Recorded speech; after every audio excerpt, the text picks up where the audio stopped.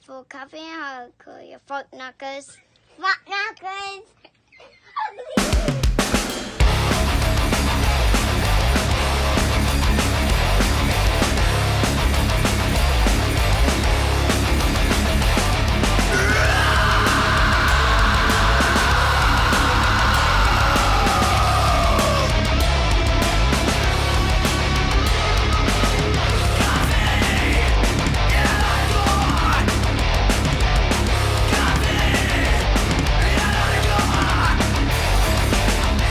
Welcome to the Coffee and Hardcore podcast. This is season 4, episode 5, and I am Nick Cox in Parkersburg, West Virginia, and I am joined by the one and only Wiley Willis from Chicago, Illinois.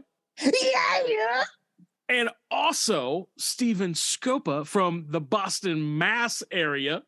Yeah. Love it. Here we are, fellas. This is a good show. We got a special guest, a godfather, what's this episode so called? to speak. Yeah, what's this episode called? What's this episode called? It's called Stay Focused, Tim Mann, because Tim Mann of Focused is on the episode. Oh yeah. Love it. Isn't he the godfather of spiritual hardcore? He is the godfather of spiritual hardcore. Tell me more. Well, he will. He will when we get to the interview part. No, it was great. It was great having him. It was really great. I have not seen him in person. I guess you could say Zoom is in person, right? I have not seen him in person for 27 years. The last time I saw him was all the way in Long Beach, California.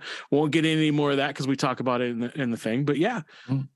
Yeah, one thing we didn't get into that I wanted to, but didn't want to get off track was Tim Mann actually did a song with us, a guest vocal for 2 Minute Minor. He did. Cool. He was on the 1-inch. Right. The very unique cut. thing that you did. Yeah, the lathe cut. Yeah. It was his idea to do it for suicide prevention. Oh, wow. Because I didn't know that. That's awesome. Yes. Because as he was talking in this podcast, which you'll hear in a little bit, is he talks about his mental health stuff. And that's one big thing that was huge to him was suicide prevention. And so every single penny that we made, everything, not even just the proceeds, but like everything went to suicide prevention. And that was Tim Mann's idea. So, can we drop that song? It's 10 seconds long. Well, we can. Yes. Is it available out there somewhere digitally to where we can? Yeah. Okay. Yeah. It's called Hope for the Day. It's That's right. Tim Mann. It is. We should play it. Let's play it right now. Here we go. We don't fight a battle of some kind. Some are in the spirit and some in the mind. Let it happen for the sun is done. There it was. And that's it. It's over. Oh yeah. I just thought it was cool that our worlds collided as well, you know? Yeah. So That was anyways, awesome. Yeah. carry on. No, I was gonna say it's a great conversation. Not only do we have that, but we have the one and only Steven Scopa with this. So you know what that means.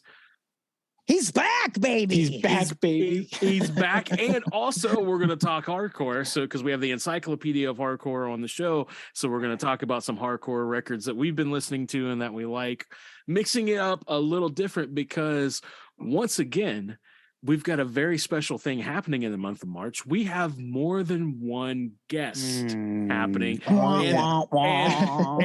And do we want to say who's going to be on the next one, or should we save that?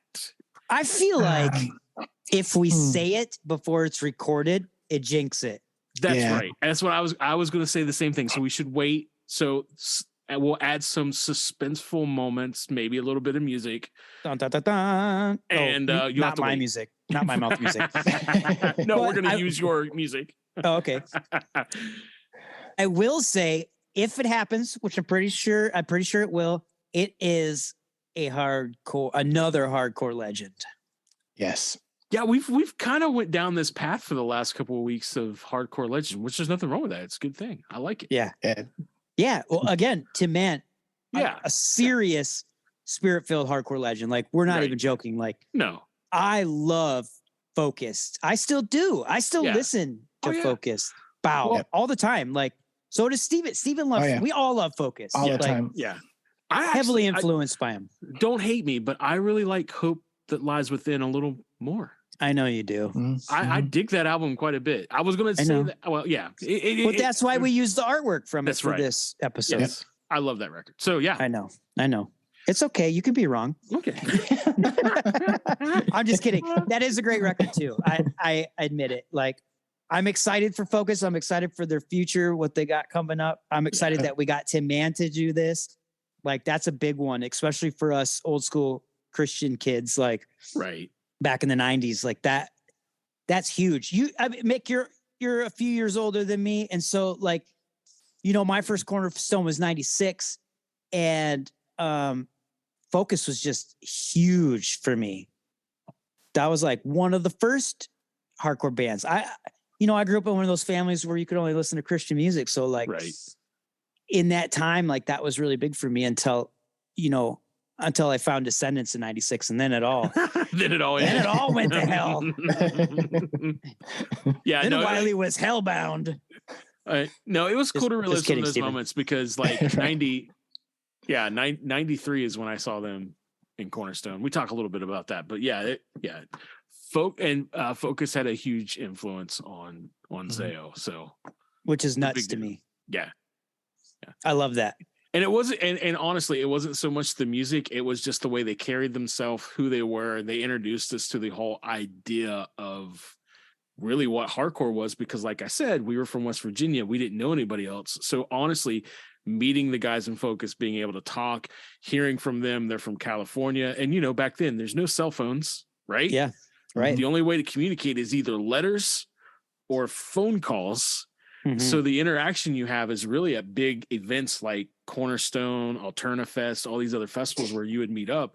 But because of them, you see the shirts that they're wearing. They're wearing Strife shirts. They're telling us, hey, this band Strife just put out this demo. You need to check it out. And then later on, One Truth comes out and you're like, oh, dude, this is a killer record. So that opened the door for us to experience like other things. So it was cool. Us poor sheltered West Virginia boys. Right. Yo, one thing seriously someone asked me was, how was it booking shows before the internet? And how was it, this was a serious question, how was it driving to shows before basically, I guess, like GPS apps, right? Right. Even before MapQuest, though. No we were MapQuest that shit out on Post-it notes. No MapQuest, and I am 100% no fib, no lie. The first Zao tour where we crossed the country from West Virginia all the way to California, we did it with a Randall McNally map that we bought from Big Lots. That was the size of this notebook, and the notebook that I'm showing is a little 100-sheet 5.75 inches by 8.75 inches. That small. So 5 you by had 8. You had a full-time navigator. Exactly. They sat in the passenger seat, lost. and they couldn't fall asleep on tour. Nope. That was their job. And dude, you had to like do things to make yourself stay awake. So you would listen to the dumbest stuff. You would flick the lights on and off. You would yell at stuff out the window, whatever you could do to stay awake. Because if you don't, you get lost, or, the driver might fall asleep. Right. Well, it was just as important as your navigator to stay awake. Right. Or you would forget to get gas before you drove into the state of Wyoming. Which is like nothing. Right. I was the navigator during that time, and that was bad news. Yeah, but you still found your way though. Like, I feel like sometimes people even if you got lost, you had the map and you figured it out. You called venues. You called venues a lot. Wait, left turn, right turn.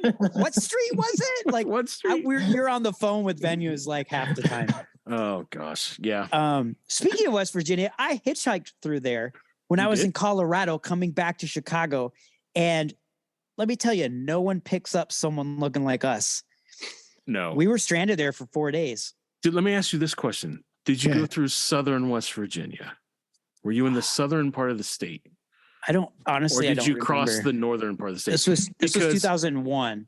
Okay, so honestly, if I imagine you didn't cross through the southern part of the state because you would not be here with us. Oh, then I didn't. Southern really part that of the bad? Southern. Well, I'll put it to you this way: have you ever heard of the Hatfield and McCoys? Yes. Okay, Of that's course. southern. The That's, feud. that's southern West Virginia. Gotcha. Yeah. We would have been shot up like Yes. Swiss cheese. Coal mines, and there's just in the last 6 years, there was a part of West Virginia that I went to, and it was like being in a third world country. No joke. Whoa, no, we did not. No go lie. through there. Yeah, it's rough. So anyway, yeah. But we did have a guy in a U-Haul stop and say, no one's going to pick you up because some hitchhiker just a month ago killed 2 people and it's all over the news. So good Right. luck. Good luck. It's not gonna And happen. we're like, what? And finally, like the 2 people I was with smoked cigarettes and they ran out of their cigarettes and they were getting ornery. And so I just had enough. I basically jumped in front of this VW bus, like going 50, and the dude slammed on his brakes and stopped.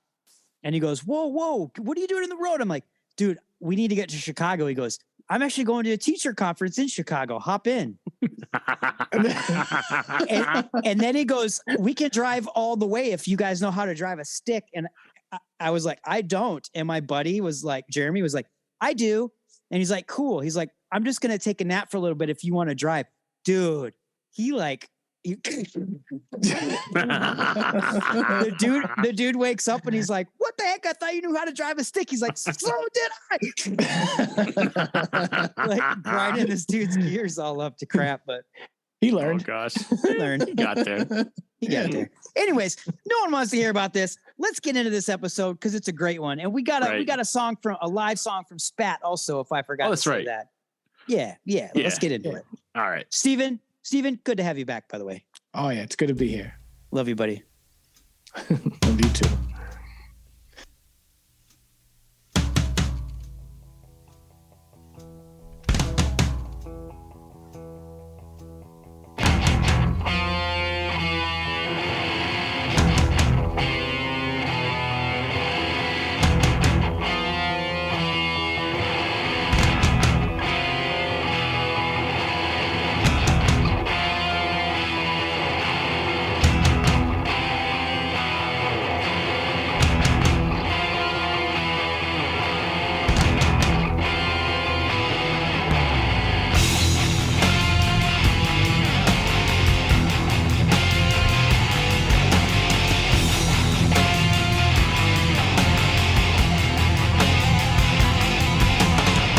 Victory is mine as I recover from my wrongdoings. Take my tears into the hardships that I put myself to. Tear up the grief that I lived upon myself. All right. Hey, we have got a very special guest on the show today. By the way, I'm Mick. I got Wiley from all the way from Chicago with us on this episode. That's right. But we got a special guest. I hope he doesn't get upset with me by calling him this. But we've got the godfather of Spirit-Filled Hardcore with us, Tim Mann from Focused. It's an honor to Thank have you. you here, sir. Honor to have Thank you on you here. very sir. much. It's funny. I was just listening to these guys 2 minutes before you did this, and they were comparing, is it Christian hardcore or Spirit-Filled Hardcore? And the guy says, oh, I think it's Spirit-Filled Hardcore. So immediately I typed in, hey, man, I coined that phrase. You did. Yep. Not many people know. Not many people know. Well, Hey, they need to before- know. They need But to know. before- hold on. Before you guys start, I got to talk about coffee real quick. Okay. All right. We're Okay. starting, but go ahead. Started. Go ahead. Okay. I have to wait seasonal for Thanksgiving and Christmas because my favorite is Starbucks pumpkin spice latte. I'm a pumpkin freak. Ooh, he's a white Ooh. girl. Yeah. But let me tell you this. The wife and I eat beans that we buy called Jose's. You buy it at Costco. Okay. Now Costco only sells vanilla nut and dry roast, but they have what's called the coffee road shows. And you know, when you guys go to Costco, you get free samples. She has No. to go online. She goes online to find out what store is doing the road show. So Sunday, we drove all the way to Burbank, which is 2.5 hours away from our house. to buy 14 bags of beans. Oh, Wow. Ready for pumpkin spice, frosted oatmeal cookie, butterscotch toffee, and nutty doodle. Oh my God, I'd crap my pants. It's so good. It's so good. No, It's I mean, not I would literally overpowering crap my sweet. pants. It's not really overpowering sweet like a piece of candy. It just does that that hint of flavor. It's good coffee. It's great. But we buy the guy was freaking out because he knows he gets a commission. He's all, lady, you're the best. We walked out of there with 14 bags. It lasts us about 8 months. Wow. That's crazy. He's also the godfather of flavored coffee. Come on, Mick. Let's jumpstart this. Let's get into this. So here's the thing.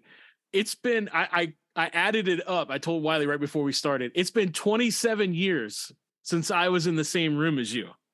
It's been that long. Me? Yes. Long Beach, California. You put on a show at a church. Who played? It was Bloodshed, Intermede, Overcome, and then my band Zayo, Strong Arm, Shy Elude, and Focal Point showed up because they were recording, but I can't remember if they played or not. But you were the one that put on the show and stood in the crowd the entire time like everybody was playing. But wait, that show you're talking about, actually Focus didn't play, did they? It was Sandalwood, right? Yes, it was Sandalwood. Yep. Yeah. See, I just bought a ghetto blaster because I've got 2 milk crates full of cassette tapes, and I'm searching because I know there's a Sandalwood practice tape in there. We never got to record anything live, and that band was spirit-filled metal. Yeah, it was good. It was. You good. like Dead Guy? Yeah, that's what. Yeah, we like Dead Guy. They weren't even around back then, but that was our goal. That's awesome. So let's talk about Focus for a second. Like some of us know the story about how Focus started, but some of our listeners doesn't. Like how did Focus begin? 5 guys went to the same church. One of our guitar players comes from the old straight edge scene. He played with No for an Answer, Half Off, and Straight Arm with John Coyle, who was a singer of Outspoken. So we kind of had that straight edge hardcore street cred. And we played our first show for 30 people in John's backyard. John's the one who came up with the name Focus. Okay. Then our very first show, because we were going to a local club in Long Beach called Toe Jam that would put on hardcore shows in one room and disco dancing in the other room. Awesome. We met the guys in Strife. Most of them were all still in high school. And they called us up a few weeks later, said, you guys want to play a show? So our very first show, we drove all the way to Chula Vista, which is the border of San Diego and Mexico. And we played with Unbroken, Mean Season, Strife, and a band called Caged. So you've already got Strife and Mean Season and Unbroken. It was their first original singer. Wow. And we were playing our first demo, which a lot of people have never heard. We're hoping to put it out. It sounds nothing like Focused, meaning like my vocals would be more like Kevin Seconds or Brad from Stat Like 13. It was more of a singing kind of speaking, not a screaming. We played a lot of really old school riffs. And that night we covered Malfunction by Cro-Mags for the first time. That was pretty awesome. Nice. But our second show was the very next night at a huge Christian rock festival in Irvine with The Crucified, Deliverance, Mortal. Wow. It was good. Dude, like that's 30, nuts. 30 or 40. Yeah, seriously. First night, a straight edge, secular hardcore show. Second night, this big Christian festival. And I'll tell you what, I blew my voice out. Oh no. Yeah, because I didn't really know how to sing back then from my gut, and I was using my vocal cords. And by the time Crucified played, I was doing an interview with this guy, and I was making my girlfriend talk for me because I couldn't say anything. Oh man. Then eventually I learned how to sing from my gut and not use my vocals. My vocal cords. Real quick, I need to interject here. So, dude, a show like that is just bananas. That's crazy. Did you at that time? Did you like sit back and think like, wow, this is huge? Which one? You know, Which show? The show with the Crucified and with Deliverance. Oh, like, for us, it was like a dream come true to play with them. Yeah. Because Jeff Ballou used to babysit Dirk, our Wow. bass player. No Wow. joke. Wow. No joke. Jeff went to the That's same nuts. church. Dirk's dad was the pastor of the church. They've known each other since they were just little kids. And, you know, when we first started, I'm not kidding you. When I started listening to Christian music, you know who I thought were cool? The Altar Boys, One Bad Pig. Nice. Yes, One Bad Pig. Because there was nothing. And Right. then someone turned us on to the Crucified demo, and I said, wait a minute. Yeah. There's actually guys out there that are playing heavy music. Yeah. Yeah. Was that like the one that was more like punk rock before they went like crossover? No, they were already crossover by the They were time. already Like, I crossover. got the demos from Dirk. But that show that we're talking about, this guy puts this on. He put chairs on the floor all the way to the front of the stage. And all of us are talking about when Scattered Few comes on, how the heck are we going to not pit? Yeah. Okay, check this out. We're playing in the middle of the day. No one's ever heard Christian hardcore before.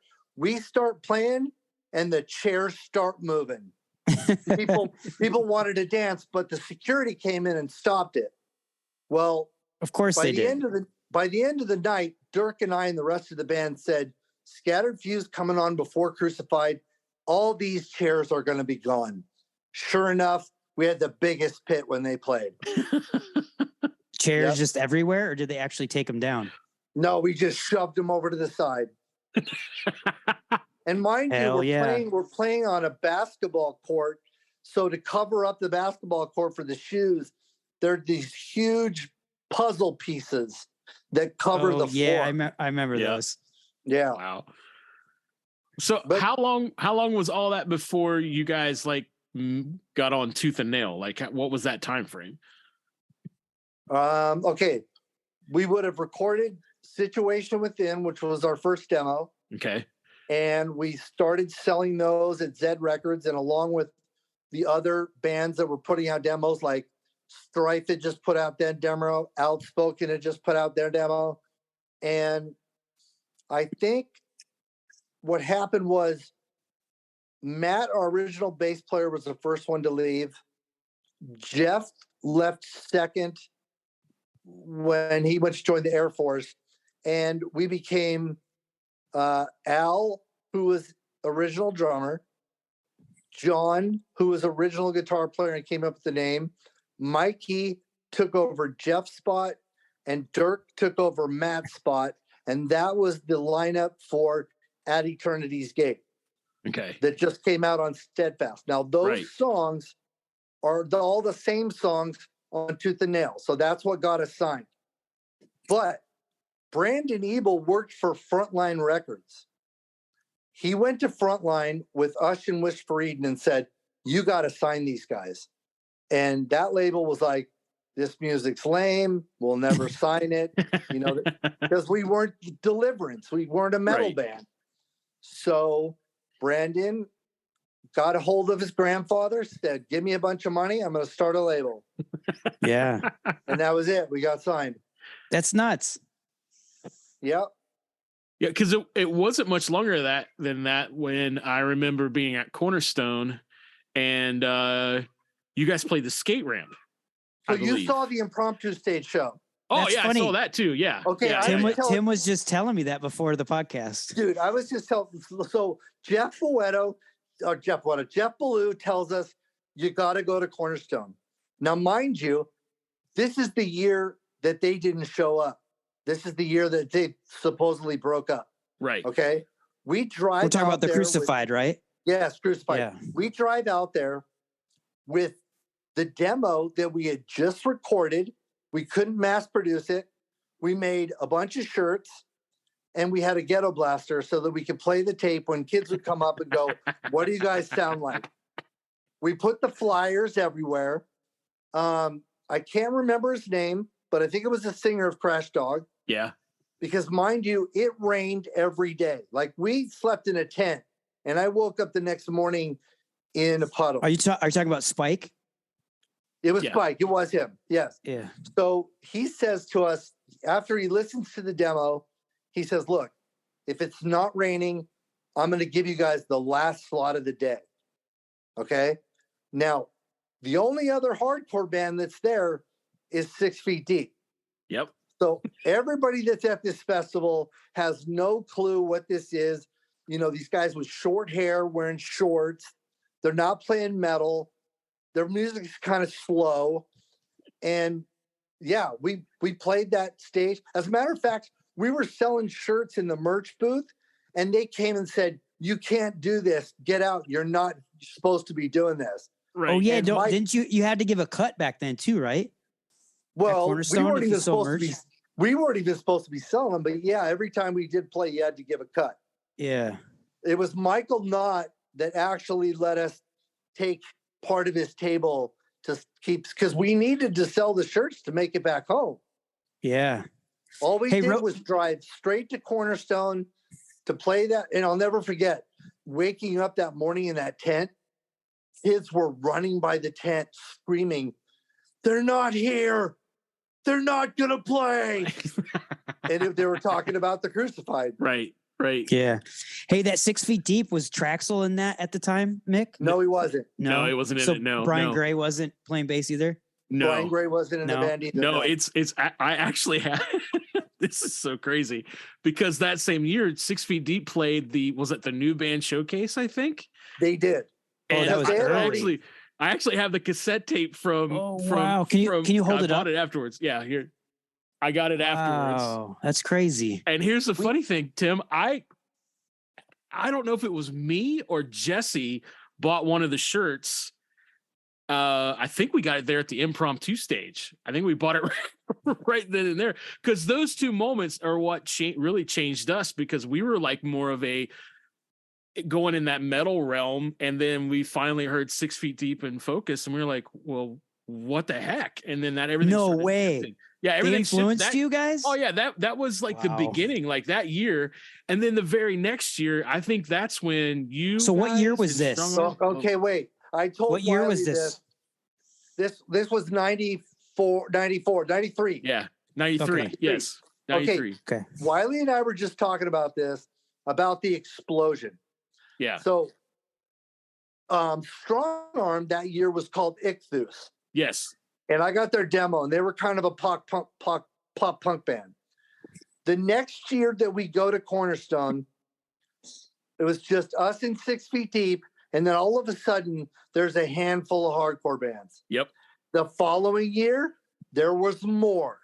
I even remember Bruce and help me out, the original singer of Living Sacrifice. Oh. Help me out. Oh, I didn't know that Bruce wasn't the original. No, he's got No. really long hair. He still does. Yeah, I can't think of his name.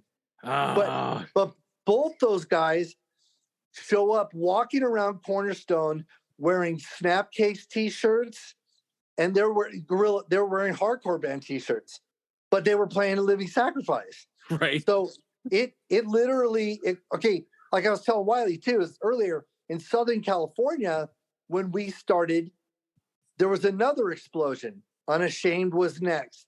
Outnumbered was next. Centerpoint. And what we did was we used to write spirit-filled hardcore on our shirts. So we actually started a scene in Southern California. And so when people will ask me about the whole spirit-filled hardcore thing, I'll say, look, Google it, because there are bands today that still use that term to describe their music. Right. Yeah. You know, it's been 100%. going on generations now. So Well- Mick, let me hold on. Did you just drop this on me on the podcast? Are you telling me that Focused and 6 Feet Deep influenced Zayo? Yes, hugely. Wow. Like, because then it was right after that Cornerstone that the connection between Mike from 6 Feet Deep and Jesse happened, and we started hanging out. And so we would drive up to 12th and Middle where they were all living, and we started all hanging out. And so we played a ton of shows in Ohio together. And so that connection happened. And then, those guys still had connections with everybody out west, but they also were connecting with like Strong Arm from Florida. And so we just all started playing shows together. So it was just like a domino effect. Once we heard 6 Feet Deep in Focus, everything started flowing together, and it just influenced us to where it changed our style, which for us coming from West Virginia, there wasn't a whole lot of hardcore to get into. So what year did you guys actually start? 93 is when we actually started. Yeah, Jesse told me this story before. Yeah. And 93 is when we started. We went to Cornerstone in 92 and hung out. And 93, when I was a senior in high school, we started playing in our like writing songs in each other's basements and stuff like that. We had played, I think we had played a couple youth group things. We went to Cornerstone, had that. And then in 94, we came back and we actually played the impromptu stage. Hey, Wiley, ask him how they used to lug around their equipment. Ask him. Did you hear what he said, or do I really got to ask you? I know. Ask him. Ask him. So, Mick, how did you lug around your equipment? And I believe it was an '88 Honda Civic station wagon. Right. What you told the story before on the podcast. Oh no, the trailer! Holy crap! That mini trailer that you guys used to drag behind you. He's told this story before, though. Yeah. His dad got him the trailer, right? Yeah, it was the size of a box. Yes, we got it, and it fell apart in Oklahoma, and a nice Native American man bought it from us. Wow. Yeah, he told this story on season 1, I think. Yeah, and then we rented a U-Haul. And when they asked us where we were going, we said back to West Virginia, but we didn't explain that we were going to drive to California, then to Seattle, then to Canada, and then back down, and then to West Virginia. But so I forgot about the trailer. Awesome. Yeah. So I guess my question is like, so the Spirit-Filled Hardcore movement, it started there in California. You guys spread that into like Cornerstone, and it kind of took off. Like there's bands popping up everywhere. And then because I told Wiley I was going to ask you this, in my opinion, it is the greatest compilation of Christian hardcore bands ever. And I'm talking about Helpless Amongst Friends, Volume 1 or 2? Volume 1. And the reason why it's number 1 is because you like number 2? I do like number 2. But here's the reason why I like number 1 is greater in my opinion. And that is because the greatest Spirit-Filled Hardcore song that was ever written is on that album, and it's Reign Forever. It's you guys. Like that? Yes, that to me, I remember the barn at Cornerstone. That's the first time you guys pulled that off. And at least for my ears, and I was blown away. And then when I wrote the lyrics to Reign, it was like we thought about doing a new song, and then I wrote them and I said, dude, let's just add this onto it because it's so powerful. Yeah, that was great. That was great. Number 2, I don't know if you know about this, but because we did Resolve, all of the bands on number 2 are all Southern California hardcore bands that didn't get signed to Tooth and Nail. I'm the one who put that together and got no recognition from Tooth and Nail. Right. I got all those bands to play on that CD. But you know what? There were people pissed off at you because you only did Southern California bands. That's what Brandon wanted. Oh, I know. Yeah, he wanted, because he was saying, let's give a chance to all the bands that play with you that I'm not going to sign. Well, I guess that's like nice Center enough. Center Point were all kids. Right. Uphold, they were all kids, but they just started playing. They were all influenced by us, but Brandon wasn't interested in signing them. Right. Because I remember being in the tooth and nail office and talking with Brandon. I remember Jesse brought up, he goes, well, why wouldn't you ever give us a shot to be on Helpless Amongst Friends Volume 2? And he totally put all the blame on you. He did? He did, dude. He totally put all the blame on you. Look, that guy, okay, look. We were roommates for a short period of time. And I think that's about the time we had our falling out because he was broke starting the label. And I worked a retail job, but had to pay half of the rent, which is the most rent I ever paid at the time, which was like $1,000 a month. Wow. And I rode a Vespa scooter. I didn't even own a car. Back in the 90s, $1,000 a month? Hey, I would come home and he would be eating my food. And I would get so ticked off.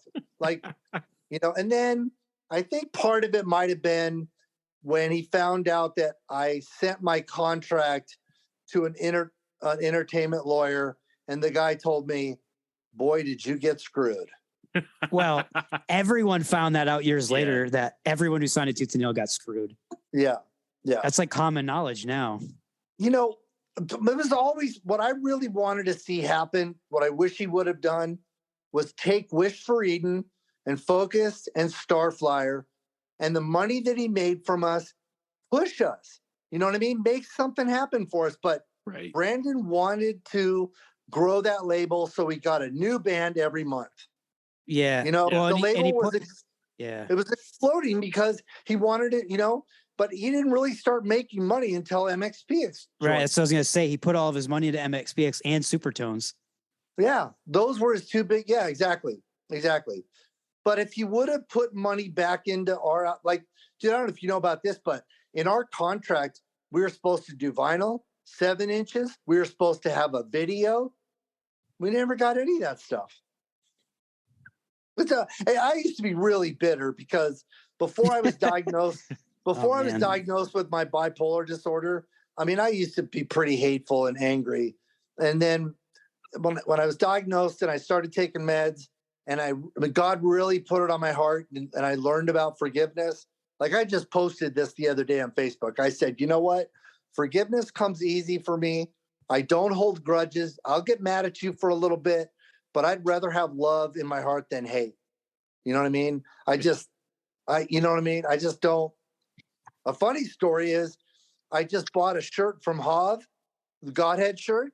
Mm-hmm. Javier. And he sent me a pamphlet on Krishna and chanting. So I got on the phone with him and I said, hey, I want to know what Krishna thinks about forgiveness, because Harley Flanagan and John Joseph both claim to be Krishna, and they hate Harley's not. Harley's not Krishna anymore. He's not. Okay. No, he hasn't been for a while. No. Okay. Well, so Hav got excited and he wants to do coffee sometime and we could talk about it. But I'm interested in to know, where's their stance on that, Yeah. Well, by the way, we absolutely love Godhead. So do I. That's one of our favorite bands. I just saw him last week. I saw that. I saw you posted the live video and I said, lucky. Yeah. I wish I could be in California to see them. What's crazy is Hav and I were never close friends growing up. He was one of those South County kids that would come to shows and kind of with other friends kind of cause problems with, like, if it was at a church, and I'd have to confront him and say, dude, these kids are just running around in circles. Don't trip them, and we didn't really know each other when he played in 18 Visions or when he played guitar. And I didn't really, I think, meet him or get to know him until, when New Age did their anniversary show in Garden Grove. I think I started talking to him then. Yeah. Yeah. They just signed a New Age. Yeah. They did. I'm sure you knew that. Yeah. Yeah. Mike was at the show. I talked to him for a while. Yeah. We had Javier on the podcast and he's talked about that too. Like he said, he used to be kind of a troublemaker growing up. And I think he's gonna be our first repeater offender, right there, Mick. We're having him on again. He's gonna be back on again. Yeah. Yeah, nice. We're excited because we had them on when they were Godhead, and now they're back to Godhead. So, well, I'll tell you what. Since I've known him now, the guy is a really good guy. Oh, for sure. That's what everyone says. Yeah. Yeah. He knows it. He'll say it that he used to talk a lot of smack back in the day. Oh yeah. He did. Yeah. He was just one of those guys. But there was a lot of hardcore kids in the scene that, you know, seriously, early 90s, like in between songs, people used to yell at each other from aside the room. Like somebody would scream out something like, you know, your mom's this, and somebody else would scream something funny. It was just an ongoing thing in the scene that people would do. Yeah, nothing wrong with that. Nothing wrong with making poking a little fun at your mom. Right. Especially back then, it was like that was like a big thing, right? Like your mama jokes. Yeah, totally. So, does Focus got any plans for the future? What you guys got? Anything going on? I may have saw something the other day that might have told me something, but don't look at me. About a month ago, Chad, who used to do Furnace Fest, he asked me 3 questions. When's the last time you played? How much do you want? And what's your future plans? The last time we played was with Demon Hunter in 2009. I said, fly us out, we'll play for free. And our future plans is to hopefully play with Godhead and Strife sometime next year, where it would be a special reunion for Focus, where every member that's ever played their parts would come and do 3 songs. So we would basically have every member of Focus except our original bass player and our original drummer. Hey, did Brian Gray ever play anything for you guys? He did not. Oh, I can't believe that. He's played in every single Christian band.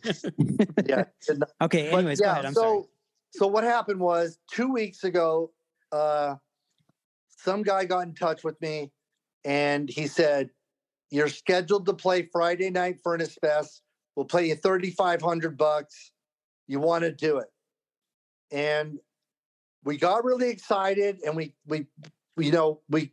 told ourselves that we could do it, but like I was telling Wiley earlier, that it would have been 4 of us practicing in California, and then the most dominating member of the band, Jason Parker, who played on Bow, who still plays guitar, would be practicing and learning songs in Texas.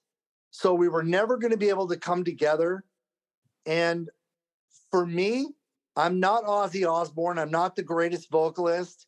And I don't think even Ozzy is, right? Well, I rely on... I'm just teasing.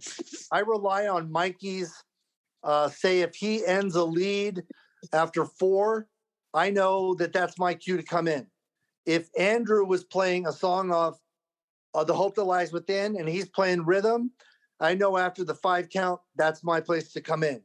So after the conversation I had with John, our original guitar player, about playing, immediately I got on the phone and I went through the set list.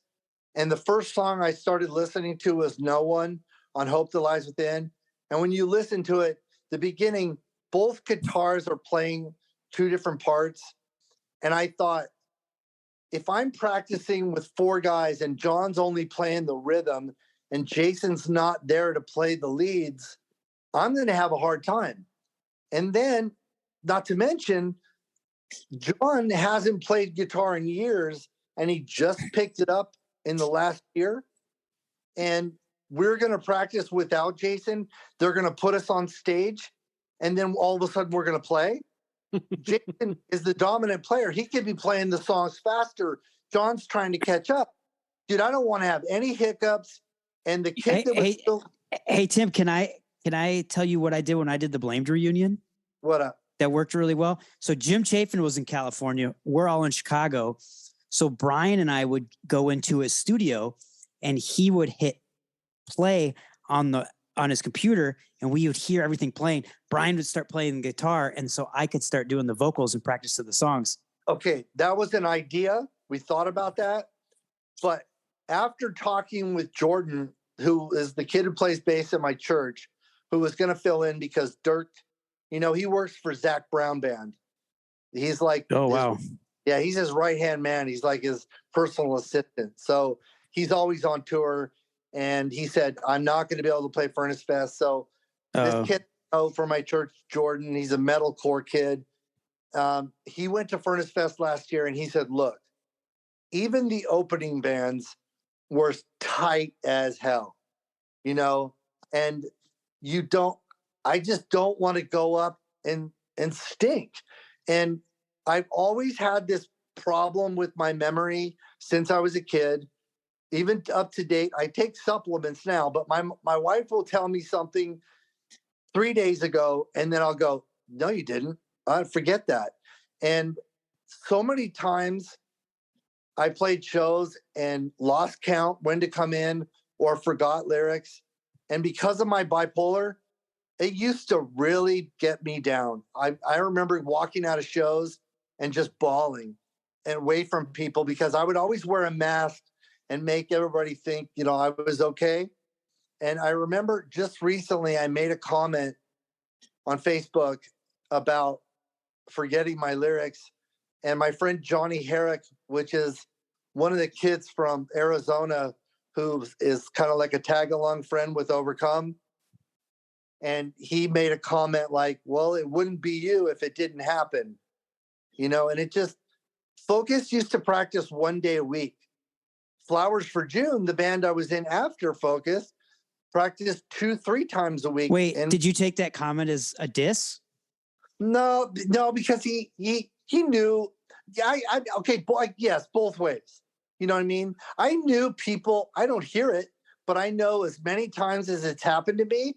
I know people said stuff, but it used to really, really affect me because I wasn't diagnosed then. I wasn't on meds, and I would like bawl my eyes out.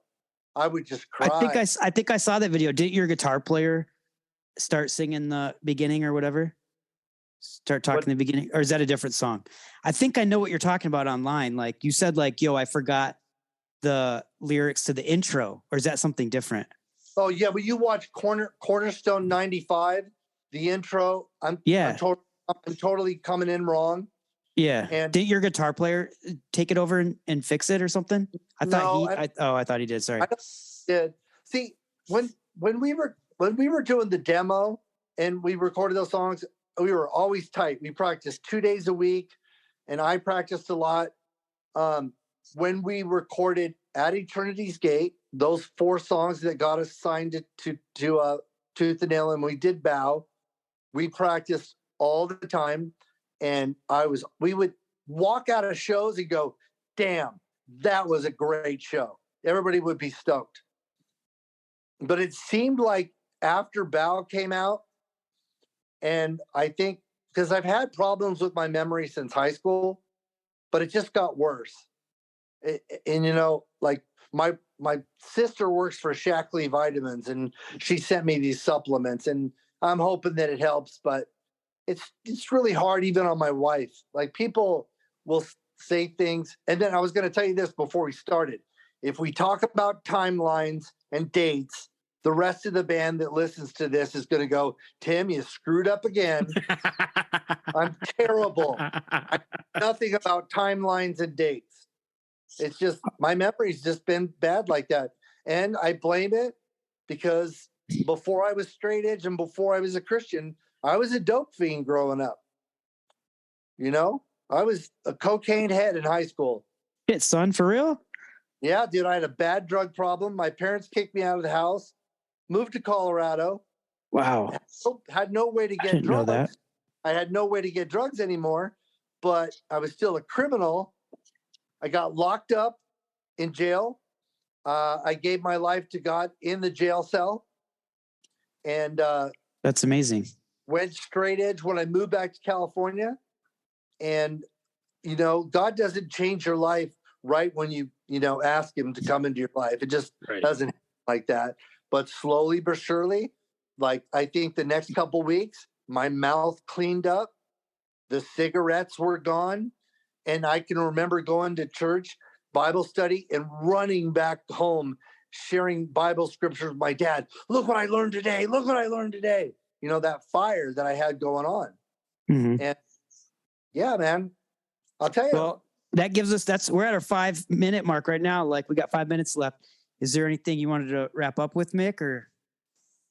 No, I was just going to ask if there's anything that you wanted to promote, anything that you wanted to push. Yeah, I do. Flowers for June was we started at 96, right when the band Focus broke up. And that was with Neil, who played in Stavesacre for a while. Couple guys from Centerpoint. And the girl that I sang with was actually Miss California, Miss USA runner-up 4th, won the swimsuit competition, and Miss USA California. She has a beautiful voice. We were not a hardcore band. And when you listen to the lyrics, I still am flabbergasted that I wrote those songs because they're not hardcore songs. That's coming out on vinyl. Nice. And then the other thing that's happening, it's being kind of rewritten right now, but in 2000, Dirk, Mikey, myself, and Jason, and the drummer of Centerpoint recorded 4 brand new Focus songs that was recorded on a demo that never came out. We recorded this demo in 2000. Right now, what we've done is he's taken out a bunch of parts out of the song, shortened them up. We've got one song that's going to blow people away because it's not a Focus song. It's completely old school youthcore. Nice. Oh, wow. And we've decided to record No Spiritual Surrender. So we'll have 4 new songs coming out. And what we're trying to do is we have to record our parts all in different states. And We know about that, huh, Mick? That's right. We do know about that. Yeah, I'm hoping after talking to Wiley about this earlier that I can talk either Matt Traxler or Bill Rocks to put it out so that I can get it in stores. Yo, hit up Matt first. Come on. He's part of the family. Matt's got good distro. Yeah. I mean, you can He buy always got the distro through Rev. Yeah, you can buy the Focus record through the Rev catalog. Yeah. That's what I'm saying. Yeah. Hit up Matt, man. Yeah, I would really hope that Matt can do it. Plus, Matt's one of the coolest dudes ever. Yes, he is. He's scheduled to be on the podcast in the spring, summer. Awesome. We're excited. Summer. Into summer. Yeah. End of summer. Awesome. Yep. Yeah, let me say this real quick.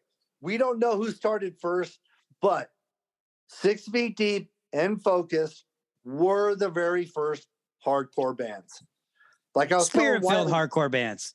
like I was telling Wiley earlier, Brandon Ebel, we had to school him. We had to educate him what hardcore was. Just to clarify for the listeners, he meant Spirit-filled hardcore, not the first hardcore bands. Right, Spirit-filled Yes. hardcore. Because, Yes. Yeah. Yes. yeah, I did. Don't an send interview- hate mail to us.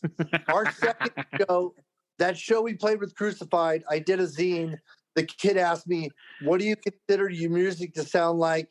It came to my head. I said Spirit-filled hardcore, and it blew up. Yeah, like when I did that last podcast with As the Story Grows, I told Great the guy- podcast, by the way. I told the guy I coined that phrase. People wrote on our Facebook page, what the heck? You came up with that? And I was all, yeah, I'm not trying to have a big head. You know, I'm not the Right. rock star, but yeah, I did. I'm the one that came up with it.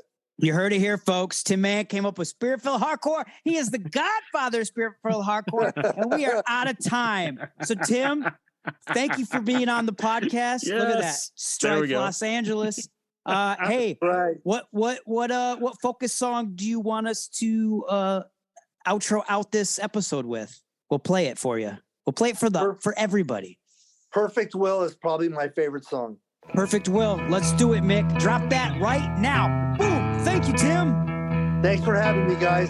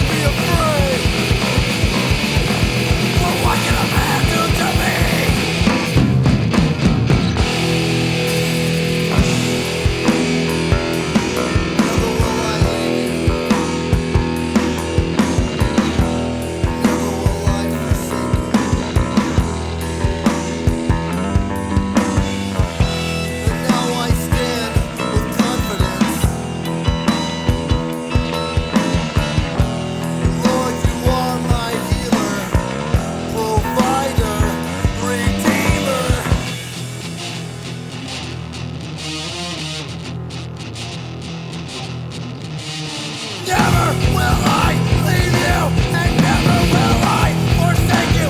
And now I stand with confidence, Lord, you are my healer, provider, redeemer.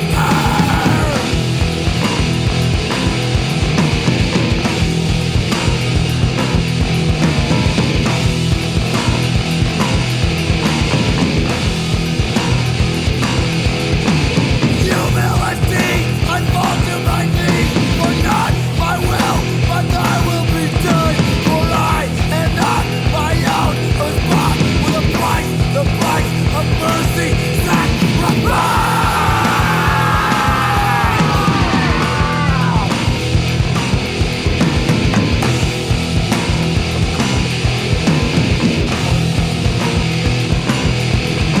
For I can only see your light. You're the one to erase my pain. Oh God, take me from my fight, and I will not be afraid.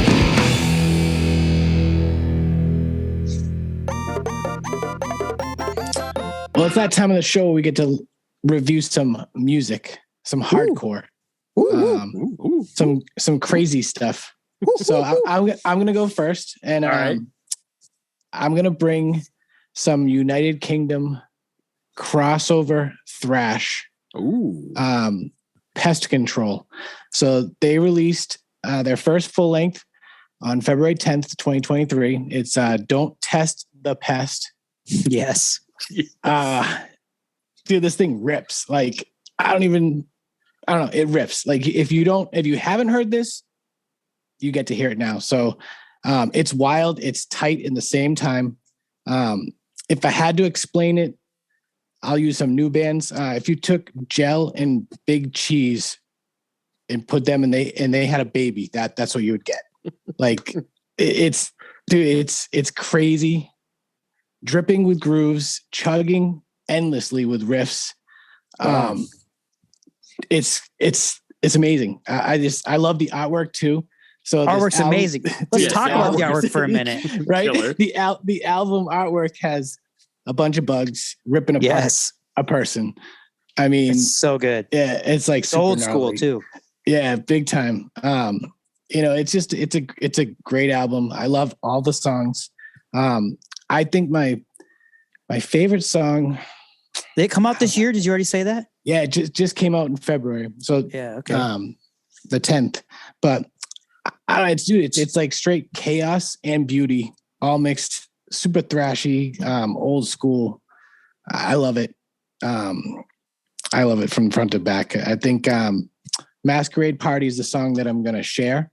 But I like Struck Down. I think Struck Down is probably my favorite, but Masquerade Party I would share because it's the hook that got me, and it's gonna hook you.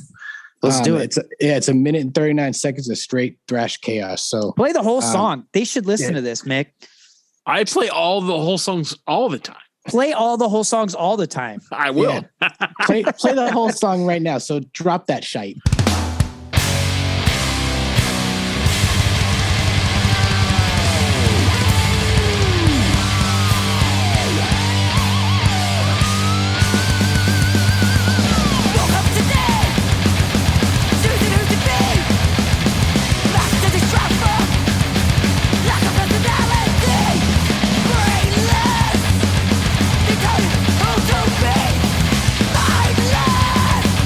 You follow in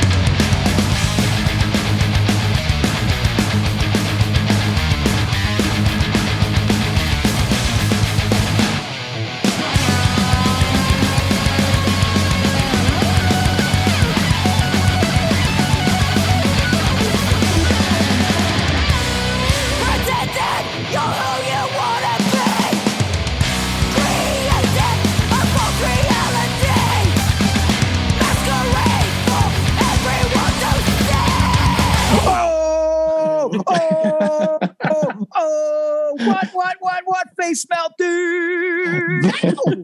Dude, what a pick. When you sent this originally, like when it came out last month, it blew my mind. Yeah. And you send us lots of stuff. I've said this on the podcast before. Right. You send us an abundance of hardcore and crossover and metal hardcore stuff. And so I have to choose wisely. And this album cover grabbed my attention so much that I like started listening to it. I was like 3 songs in. I texted you immediately and said, wow, this is actually really, really fantastic. And I was working and I listened to that album 3 times on repeat. It was so good. What a pick. Yeah. Great Wow. pick. Great pick.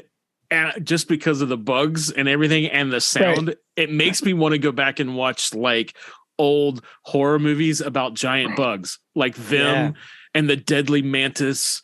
And there's one with giant the fly. Yeah, the Fly, the giant grasshopper movie, even the one with the giant rabbits, the Night of the Lepus, like all of those. Yeah, back up a giant rabbit. There's a giant rabbit movie called The Night of the Lepus. It's in black and white, but I need to see seriously, that. it's just the feel, the look of the album cover, and then it just has that whole like throwback to 50s like horror, and then you've got this scary, crazy hardcore. It's crossover thrash hardcore. All that, it's awesome. So it's like a 50s horror, but done in like 80s kind of drawing style. Yes. Yeah, definitely. Like Anthrax could have released it or something back in the day. Yes. If they were a little bit more weird. Yeah. I feel like they should dress up as grasshoppers or mantises when they play. Yeah, like the Locust did. Yes, exactly. I sent you that photo. Yes. And like eat their fans or something at the show. Something. Like, yes. I think I gotta say though, like honestly, the guitars take like a ton of the attraction from your ears, but the drummer's like really good in that band too. So I definitely like tone into that because he's got things. Vocals are she over the kills moon. They're so good. Yeah, she kills it. It's good stuff. Mick, what you got for us? All right, so I also have a UK band by the name of Mourning, and they just dropped their album Disenlightenment back in November. And tell the listeners mourning as in sorrow, not like it's morning, like the sun's rising. Yeah, not 6 a.m. No, like morning as in hey, I'm sad. I'm sad. Yes. But you won't be sad once you listen. No, I'm just kidding. That was a horrible. No, I liked it. But no, you won't be sad if you buy this car today. I could see you in a Honda. But no, honestly, after listening to Pest Control, I kind of dug around and was looking at some other UK bands and checking them out. And I came across this album.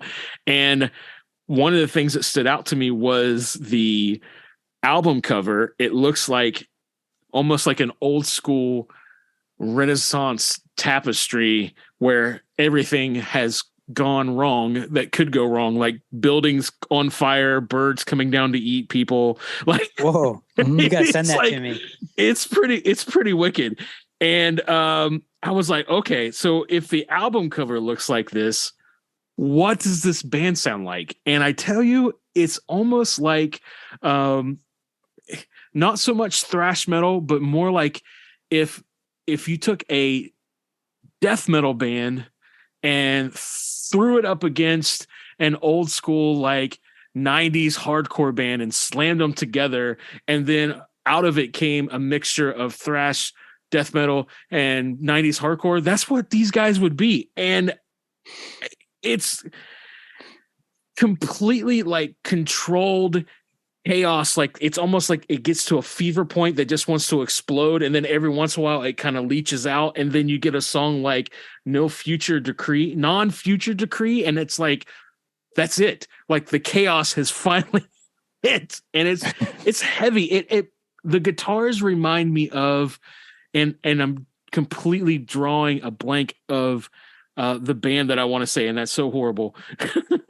But it's It's making me angry, but it totally has. It's not Earth Crisis, but it totally has this tone of just rip your face off, and like a late 80s, early 90s thrash guitar kind of tone, but it's not the thrash rhythm. It's just this heavy, nasty, gnarly tone, and then you got this vocalist that's just screaming their guts out. And dude, I want to hear this now. Putting it all on the table. Yeah, dude, you got to check it out. But I'm about to. You're gonna play it, right? I am. I'm going to play this one. It's Non-Future Decree is the name of the song, and we're going to play it right. Oh yeah. Now.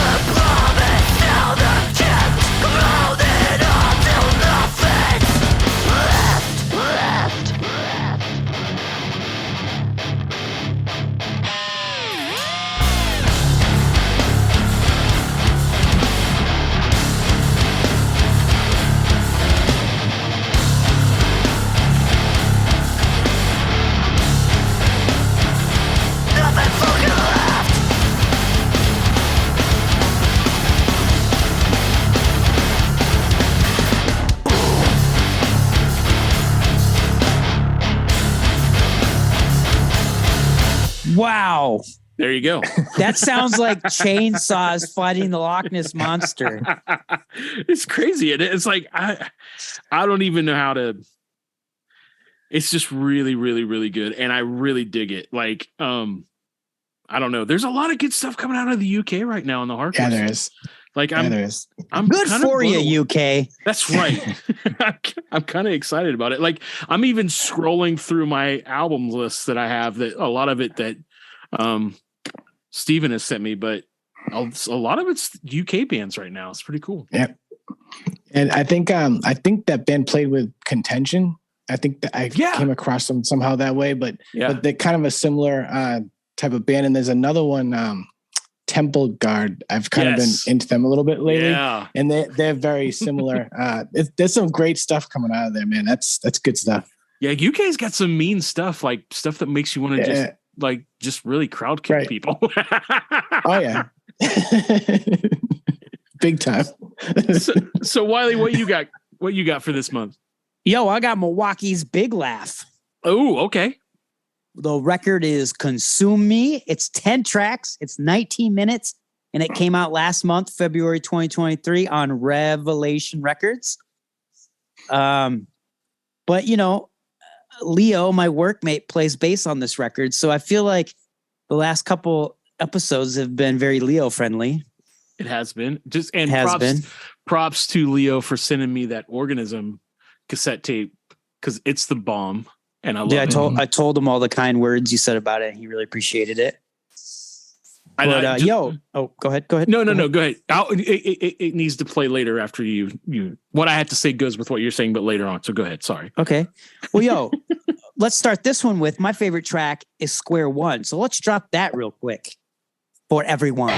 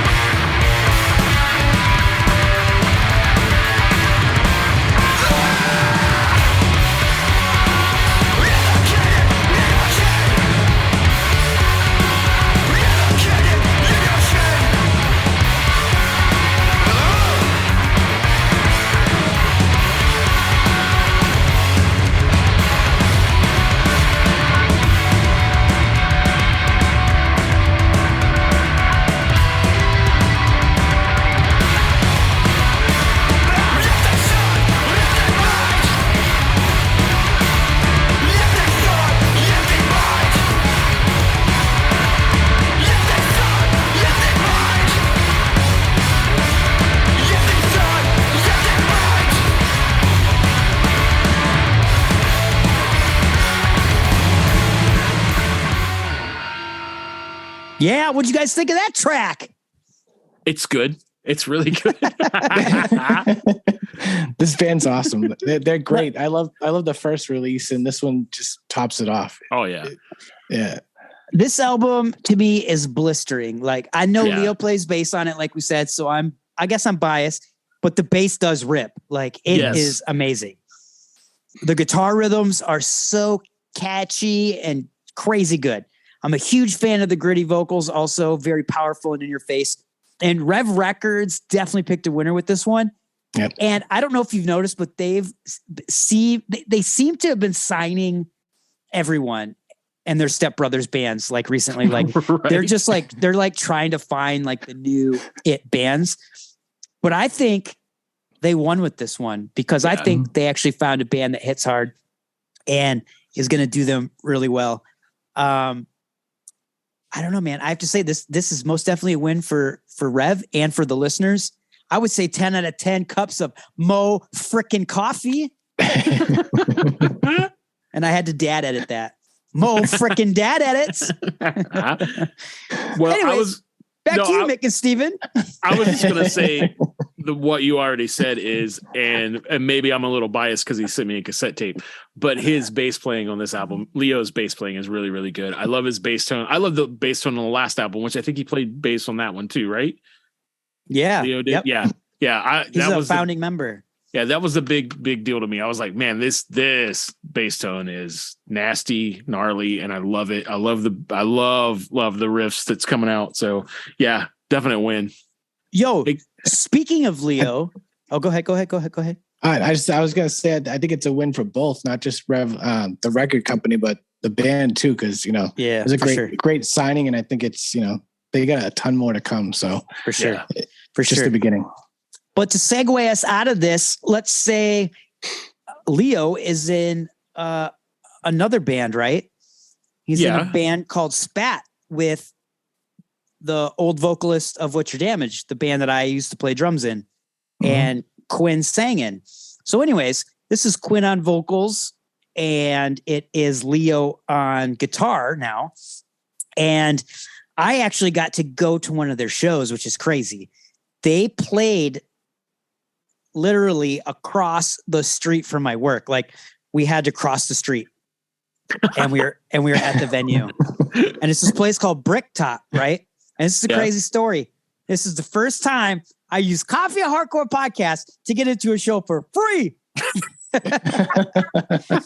it's Street cred. Street cred is a $15 show. And I told Leo, I was like, yo, let him know we're going to do an interview, like a short interview with you, like a blurb, you know, and we're going to record a song. And we're part of the Coffee and Hardcore podcast. And he's like, okay, we'll do. So I text him. I'm like, yo, we good? He's like, yep. They said you're good to get in for free. I was like, Awesome. So anyways, so Cody and I, we usually take a dinner break and we usually go to the store and get some food. So we're like, yo, we'll skip it. We'll go to this show, you know, their set's 10 minutes long and it's right across the street. Right. So we're like, and you know, Chicago traffic's nuts. So we're like running across the street, not to get hit by cars because it's on Western. And Cody's wearing steel toe boots. And I guess a week before this, he had dropped like a huge cylinder thing on his boot and kind of crushed it. Well, he was running and it caught his toenail when he was running on the crushed part of the steel toe boot and ripped it off. Gross. And he's like kind of like limp running across the street. And I'm like, what happened? He's like, I don't know, but the inside of my boot's wet. Oh. And I was like, what? So we're at the show for probably a maximum 20 minutes. I think it was like 10 minutes before they started. I had enough time to drink 2 seltzer waters. And that's how long we were there. And he's like, yeah, my boot's still wet. I'm pretty sure it's either bleeding or something's going on in there. I'm like, oh man, that's nuts. So we get back to the shop after they play and he takes off his boot. His whole sock is just covered in blood. Oh. Covered blood. So anyways, Cody sacrificed his body to get this track for Coffee and Hardcore. It's a live track here in Chicago, live at Bricktown. Let's play it. It's SPAT. All right. I'm Quinn from SPAT. This song is called Live For Us, live at Bricktown in Chicago, Illinois.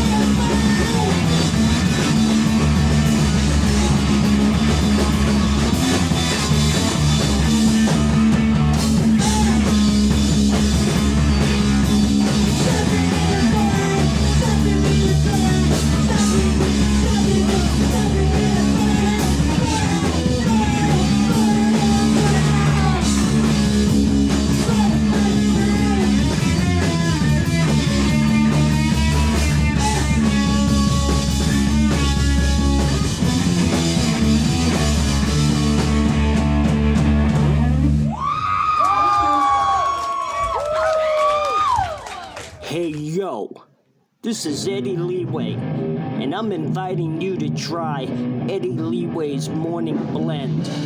It's a Colombian roasted flavor coffee that's great to wake up or even in the afternoon or evening. It's that good.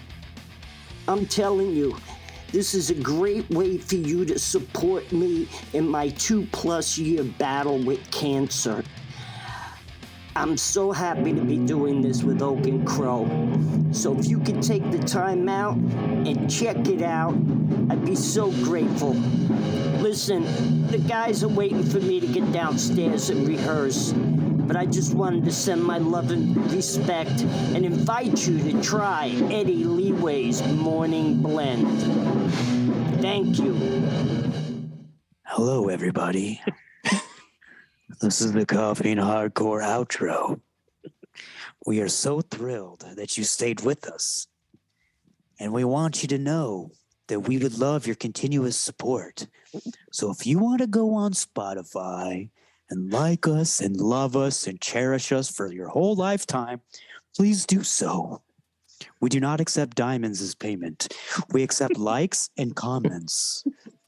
If you would also like to go to our Patreon and give us coffee money, we would really appreciate it because we love hardcore and we love coffee.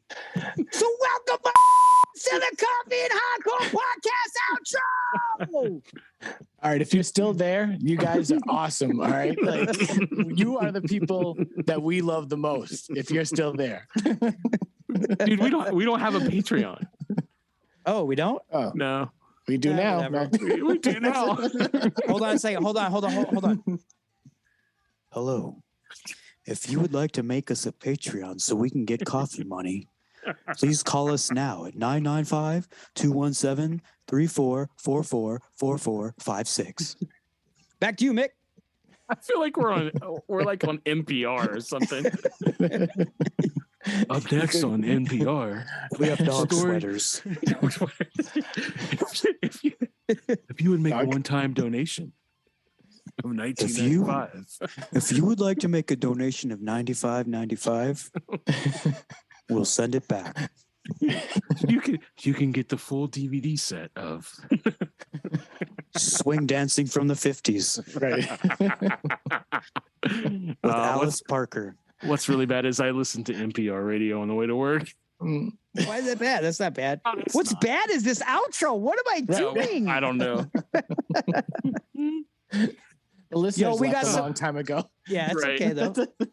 We got some cool stuff coming up. Maybe We do. Mick can bleep out the mother effers thing because I got a child.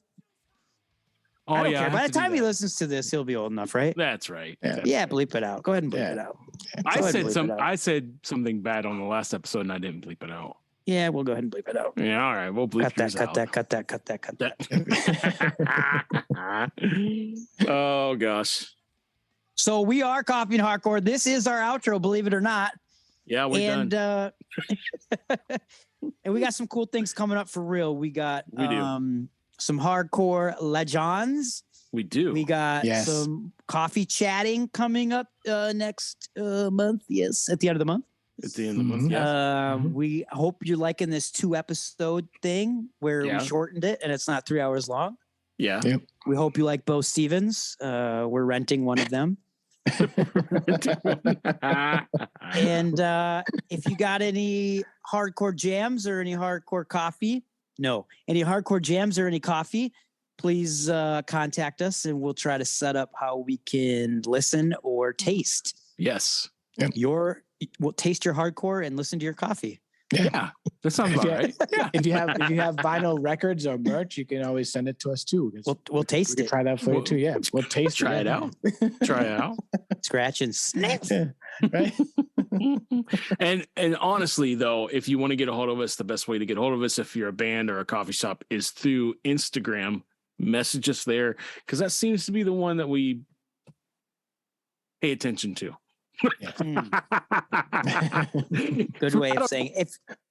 If you don't have Instagram, though, if you don't have Instagram, give them the email. Oh yeah, we do have an email, don't we? Yeah, we never check it. Start an Instagram and get a hold of us on Yeah, get Instagram. it. Yeah. No, it's coffeeandhardcore@gmail.com. That's easy enough. So But we'll never check it. Yeah. Well, no, flood I it. at least have to check it every 2 weeks because I send the podcast through that. So Mhm. Oh, to okay. you all to check out. So yeah, Hit us up there. you can hit us up check there. it every I'll 2 weeks. check it every 2 Yep. weeks. You know, Yeah. don't be discouraged if you don't get an answer right back. Cool. All I got to say to end this is let's go Red Wings. They're winning right now. And let's go Bruins tonight. Oh yeah. And by tonight, he means 2 weeks. I'll go. 2 weeks ago. But still, go Red Wings and Bruins. That's who we're rooting for this year as a podcast. That's right. Right? Right? Yes. Yep. I would I say mean, that's who that's we're who going. I am. So Yeah, Yeah. I've already been you've come to the conclusion that I- that's who you're okay. yeah, because the Ducks suck. So there you Approved. Approved. go. Steven, do you All right. approve him for the Bruins? I approve it. All I right, approve him thank for you. the Red Wings. So you're All right, approved. thank you. I'm in. Like you need our approval. Cool. Well, Well, all right. it's good to see your smiling faces, and let's do this again in 2 weeks. yeah. All right. Sounds good. See y'all. See you. We out.